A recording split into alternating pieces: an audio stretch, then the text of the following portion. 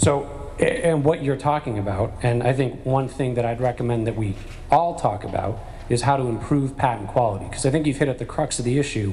You know, we know that defending, hiring a good lawyer is going to be expensive and at points necessary.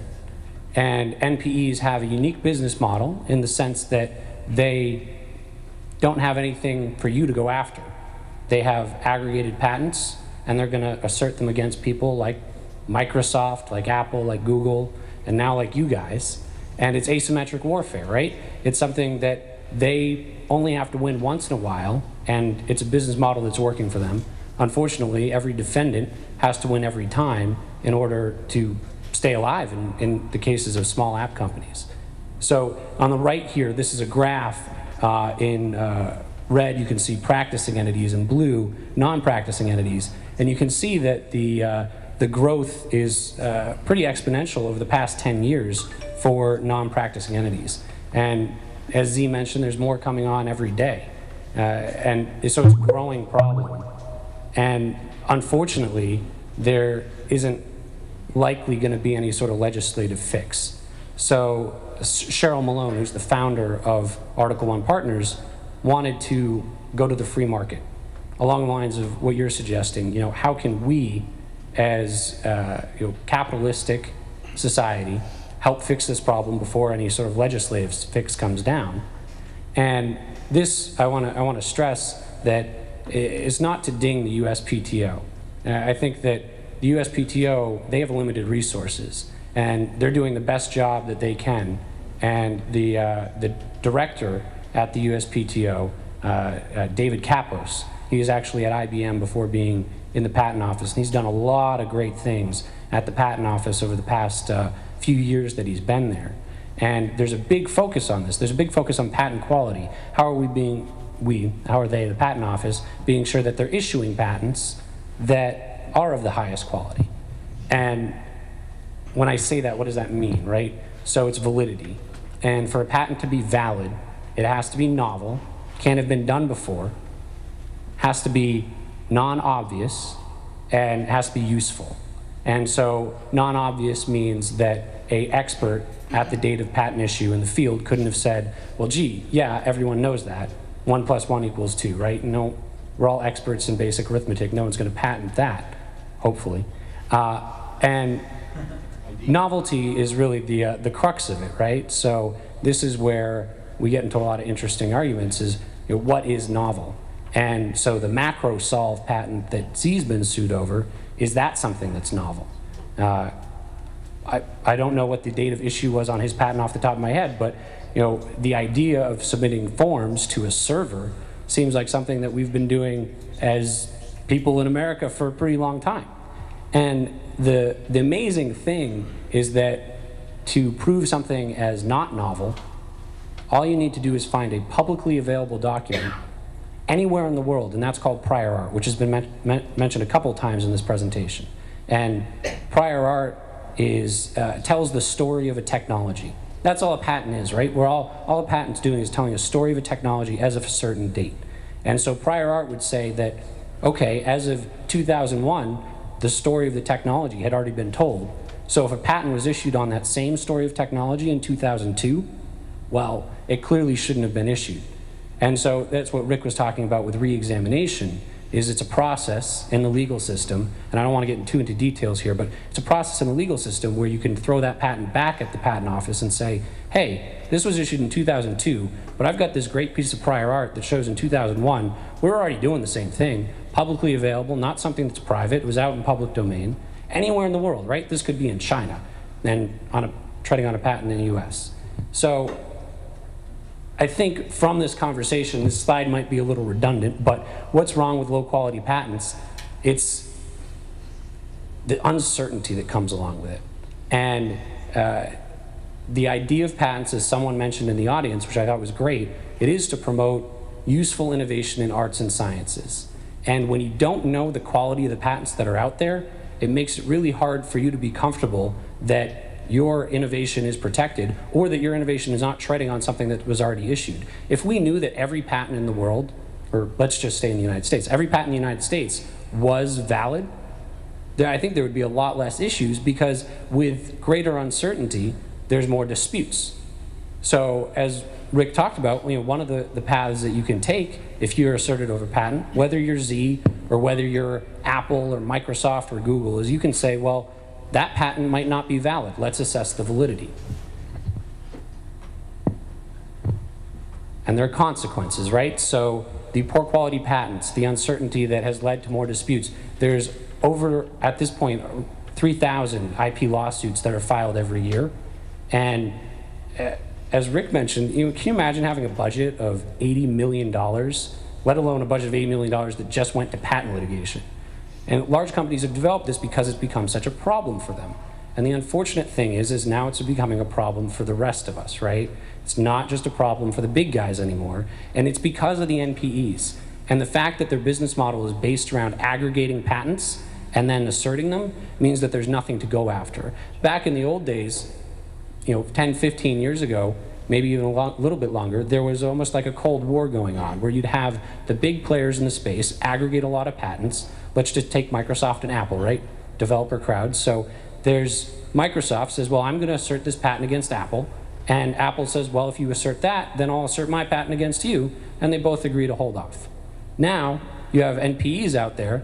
NPA comes to Apple and says, I'm going to assert my patent against you. And Apple says, well, crap, there's nothing I can do except non-infringement or invalidity. That's what Rick was talking about with the counterclaims, right? There's nothing to counterclaim against, because all they have are these patents. And so what this has caused is litigation costs have skyrocketed, because people have to get further and further in this process now than they would have before. And Rick quoted that mid-tier of 2.5, and some articles that I've read had put 3 million to 5 million per litigation as an average. Mid-tier 2 to 2.5, maybe a little less for a low tier, more for a high tier. And the sad part of it all is that the NPE threat is growing. It's a lucrative business. There was a JP Morgan report that came out earlier this year, maybe it was last year, that described the business model of one of the largest patent holders, one of the largest NPEs in the world, Acacia, as a growth industry. They recommended that that's worth an investment because they have a good business model. It's a form of virus. Yeah. So I didn't want to come here. I know there's been a lot of pessimistic talk, and there's been a lot of talk about why you should be scared, how much money this is going to cost you. But there are things that people can do. There are things that people in this room can do to address this. I think that it's great that there's this patent reform going on, but I would recommend that we don't rely on that.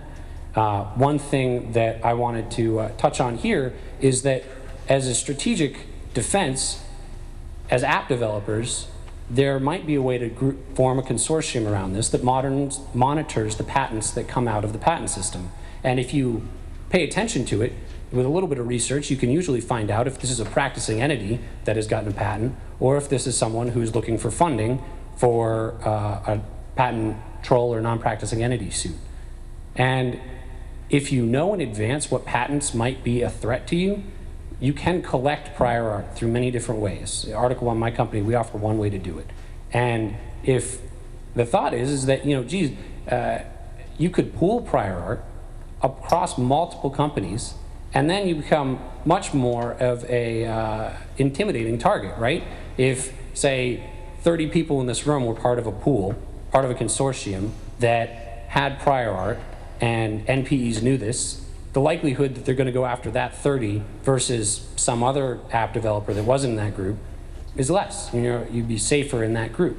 Now, the other short plug I want to make is that the MacroSolve and the LoadSys patents are on our website. And this, particularly want to mention it to this crowd because you guys have been in this space. You've been submitting forms to servers for God knows how many years. And you can submit prior art to our website to these requests for research, and that prior art goes directly to helping defendants with their suits against these type of companies. And that's really what I wanted to just touch on here, is that yes, it's bad, yes, it could get worse, but I think that there's no reason to roll over and die. I think that there's a group here, people that really care about what they're doing. There's a way to continue doing what you're doing, as well as defend yourselves against this threat. And the first way to defend yourself against a threat is to understand it. And I hope that this presentation has done that. And I know that we're going to close out here. Yermo has a great presentation on how we're, that I think will give a good overview for you on just patents as a whole, and particularly software patents.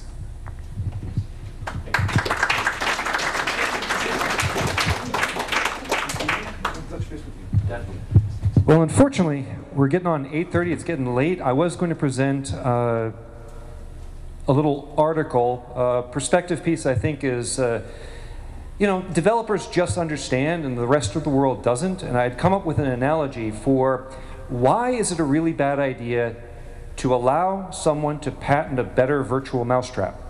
But since there's so many questions in the audience, I think I'll defer to the panel discussion instead. For those of you who are interested, you can go to appupdate.com, blog.html, and read what I wrote. Also, earlier today, we got the attention of the Electronic Frontier Foundation.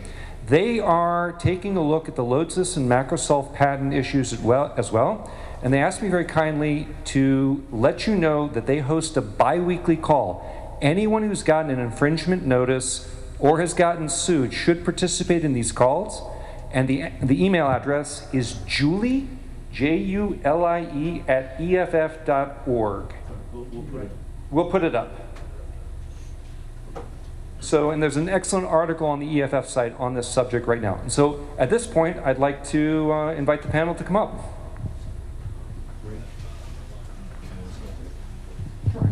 So, Rick, David, we'll set you up. Todd?